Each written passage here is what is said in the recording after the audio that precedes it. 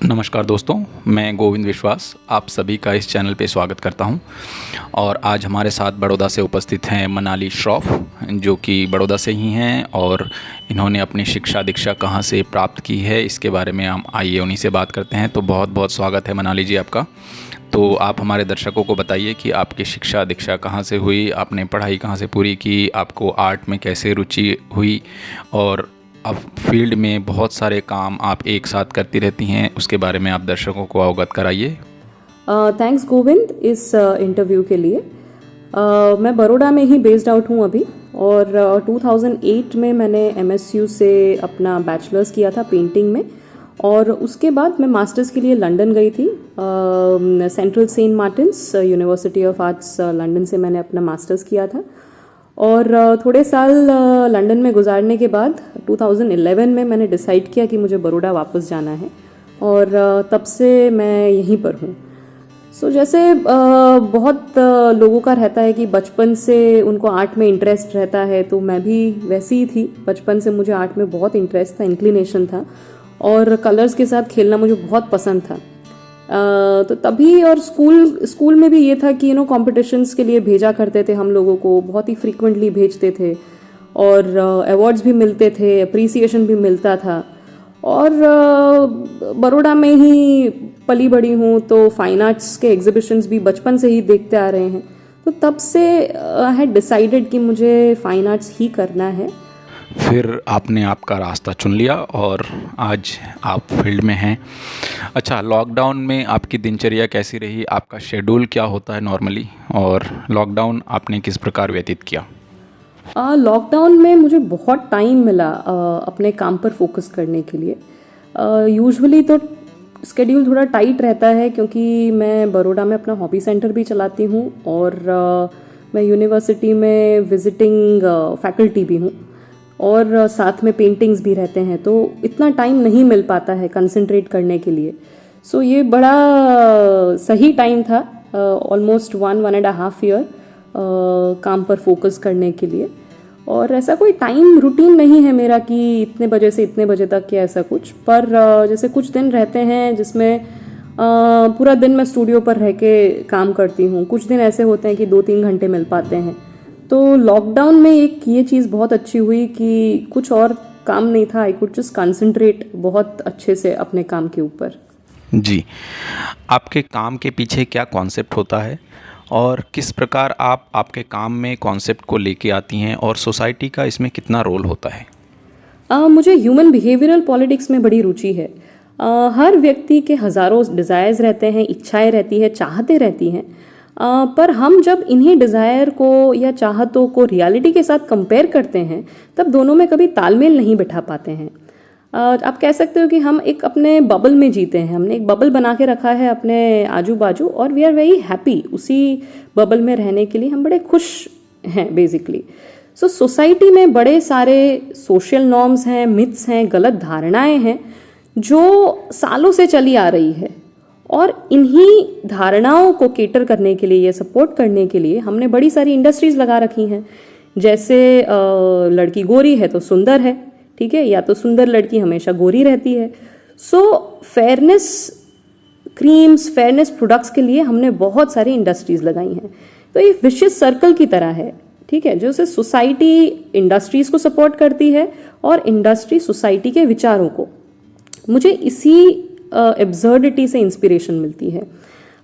मुझे एक अलग तरह का फैसिनेशन भी है मार्केटिंग और कंज्यूमरिज्म को लेकर, और मेरे प्रोजेक्ट्स आजकल के एडवर्टाइजिंग नुस्खे हैं, होर्डिंग्स है, कमर्शियल्स है, टीवी एडवर्ट्स हैं, उससे इंस्पायर्ड रहते हैं। आप ऐसा भी कह सकते हो कि मैं अपने पर्सनल एक्सपीरियंसेस को कंज्यूमर कल्चर और मार्केटिंग की लेंस से देखती हूँ। और जैसे कहते हैं हम packaging and selling of the absurd commodities, या तो packaging and selling social desires का, सोशल ड्रीम्स का, ये मुझे बड़ा फैसिनेटिंग लगता है।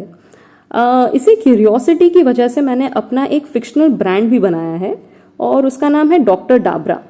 ये ब्रांड भले ही फिक्शनल है पर जो प्रोडक्ट्स लॉन्च होते हैं वो रियल प्रोडक्ट्स होते हैं जो आप यूज कर सकते हो, ठीक है, खा सकते हो, यूज कर सकते हो, लगा सकते हो, right. So these are real products पर फिक्शनल ब्रांडिंग के अंडर है। जैसे फेयरनेस क्रीम्स है, हेल्थ ड्रिंक है, स्लिमिंग ड्रिंक है, लव च्युइंगम्स हैं, डॉग्स एग्स है, और बहुत सारी ऐसे प्रोडक्ट्स हमने लॉन्च किए हैं. सो जब मैं इन प्रोडक्ट्स को सोसाइटी में सर्कुलेट करती हूँ, तो जो रिएक्शन या रिस्पॉन्स मुझे मिलता है उससे मेरे पेंटिंग्स इंस्पायर्ड रहते हैं, और मेरे फ्यूचर प्रोजेक्ट्स का भी मुझे क्लू वहीं से मिलता है. बिकॉज ये सब हम सोसाइटी के अंदर सर्कुलेट करते हैं, और पब्लिक इंटरेक्शन भी है, तो मुझे ये ऑलमोस्ट अर्बन फोकटेल्स की तरह लगते हैं. राइट. सो मुझे लगता है कि इस तरह का व्यूअर इन्वॉल्वमेंट या इंटरेक्शन बहुत ज़रूरी है. अगर आपको सोच जनरेट करनी है तो this interaction is very important. Art ऐसा कुछ नहीं है कि सिर्फ गैलरी के लिए बना है. ठीक है. It is not suppose to be just a painting which is hung in the gallery. या तो पेडेस्टल के ऊपर रखने का आर्ट पीस ही आर्ट पीस नहीं है. Perceiving art in different ways is very important. ठीक है. तो यही मेरा कंसेप्ट है, लाइक मेरे काम का, और इसी से मैं इंस्पायर्ड रहती हूँ मोस्ट ऑफ द टाइम्स. जी, नए स्टूडेंट्स और जो अपकमिंग आर्टिस्ट हैं जो अभी रिसेंटली पास आउट हुए हैं, उनके लिए आप क्या मैसेज देना चाहती हैं? जो अभी के रीसेंट पास आउट्स हैं, या तो जो अभी पढ़ाई कर रहे हैं यूनिवर्सिटी में, ऐसे आर्टिस्ट्स को मैं बस एक ही चीज़ कहना चाहूँगी कि कंसेप्ट को जोर ज़बरदस्ती से अपने काम में मत डालिए. Let it flow. लाइक जितना आप महसूस करेंगे वो कंसेप्ट को, या जितना पर्सनल होगा कंसेप्ट, उतना ही ऑनेस्ट आपका काम लगेगा. जी, मास्टर्स के लिए आप जब लंदन गए और आपने वहाँ के और यहाँ के शिक्षण पद्धति में क्या डिफरेंस देखा, उस विषय में आप कुछ बताएं.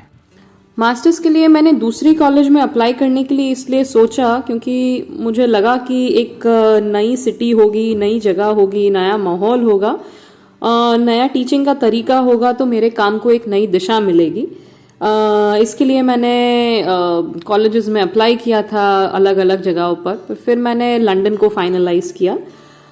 टीचिंग का तरीका तो सेम ही रहता है यहाँ पर और वहाँ पर. टीचिंग तो सेम ही है, मगर वहाँ पर जो राइटिंग पर जो स्ट्रेस था वो काफ़ी अलग था यहाँ से.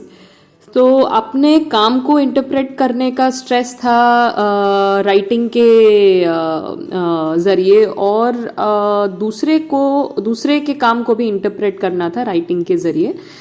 सो वहाँ पे जाके एक थोड़ा लैंग्वेज डेवलप हुआ, ऐसा मैं कह सकती हूँ. बाकी टीचिंग का तरीका तो सेम ही है. और लंदन एक ऐसी जगह है जहाँ पर कुछ ना कुछ हर समय होता रहता है. इतने सारे शोज़ होते हैं, हर दिन नए नए ओपनिंग्स होते हैं, तो एक्सपोजर बहुत अच्छा मिलता है. बहुत सारी गैलरीज हैं, बहुत सारे ओपनिंग्स रहते हैं. और यही नहीं, जैसे आर्ट के अलावा भी बहुत सारी चीज़ें वहाँ पे रहती है, कल्चरल चीज़ें रहती हैं, जिसे देखकर आइडियाज़ और आते हैं. जी, आपके अधिकतर काम में व्यूअर्स का सहयोग बहुत ज़्यादा होता है क्योंकि वो खुद इन्वॉल्व होते हैं.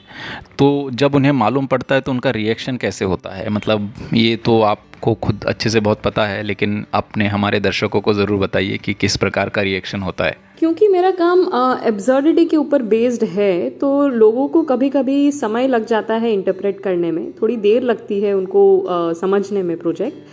बट क्योंकि जैसे मैंने मेंशन किया पहले कि व्यूअर इन्वॉल्वमेंट रहता है, जैसे व्यूअर पार्टिसिपेट करता है पूरे प्रोसेस में, तो वो बहुत इंटरेस्टिंग लगता है उनको. खैर, वो बात भी है कि उनको स्टार्टिंग में पता नहीं रहता है कि वो एक्सपेरिमेंट का पार्ट है, पर जब पता लगता है तो वो और क्यूरियस हो जाते हैं जानने के लिए, प्रोसेस को, इंटेंशंस को जानने के लिए थोड़े और क्यूरियस हो जाते हैं.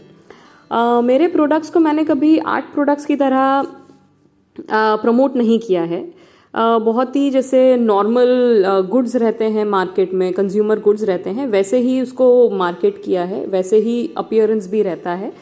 तो और लोगों तक पहुंचने के लिए मैं लोकल लोगों को मैं हायर करती हूँ. जैसे शॉप ओनर्स रहते हैं, बाज़ार में एक स्टॉल लगा दिया, वेटर्स रहते हैं. ठीक है. सो एट फर्स्ट को किसी को पता नहीं लगता है कि ये कुछ आर्ट का प्रोजेक्ट है करके, बट जब वो ध्यान से पढ़ते हैं, घर लेके जाते हैं प्रोडक्ट को, फिर उनको स्ट्राइक रहता है कि अच्छा ये तो कुछ और है, ठीक है। सो जो प्रोडक्ट्स रहते हैं वो मार्केट के हिसाब से डिसाइड करते हैं हम कि वहाँ पे लोगों को क्या पसंद है, क्या ट्रेंड में है, वहाँ का लोकल मिथ्स क्या है, वहाँ के लोकल डिसबिलीव्स क्या है, इसके ऊपर से प्रोडक्ट्स डिसाइड होते हैं। और फिर मार्केट में हम स्टॉल लगाते हैं या तो जैसे गैलरी में सर्कुलेट करते हैं। So this is the process that I go through, and because लोगों को नहीं पता है कि ये आर्ट प्रोडक्ट है, तो वो इजीली कंज्यूम करते हैं, टेस्टिंग करते हैं, फ्री टेस्टिंग सैम्पल्स होते हैं तो वो खाते हैं, उसका रिव्यू भी देते हैं। कोई शर्म नहीं रहती है वगैरह, जब उनको पता लगता है कि कोई आपको शूट कर रहा है तो उनको कॉन्शियस हो जाते हैं लोग, पर इनको पता नहीं रहता है कि उनको कोई शूट कर रहा है या रिकॉर्डिंग हो रहा है। सो उस हिसाब से लोग खुल के पार्टिसिपेट करते हैं, और जब ध्यान से पढ़ते हैं तब उनको रियलाइज़ होता है। बहुत बहुत धन्यवाद मनाली जी, आपने बहुत सारे क्वेश्चन का बहुत बेबाकी से जवाब दिया, उसके लिए बहुत बहुत शुक्रिया, और हमारे साथ जुड़ने के लिए भी बहुत बहुत धन्यवाद। आप इसी तरह निरंतर अपने काम में प्रगति करते रहें, और हम ये प्रोग्राम को आज यहीं समाप्त करते हैं। धन्यवाद।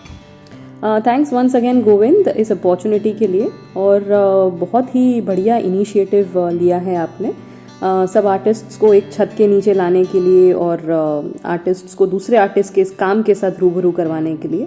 बहुत ही बढ़िया इनिशिएटिव है। पीपल प्लीज़ सब्सक्राइब करिए इस चैनल को और सपोर्ट कीजिए इस इनिशिएटिव को। Thank you. बहुत बहुत धन्यवाद।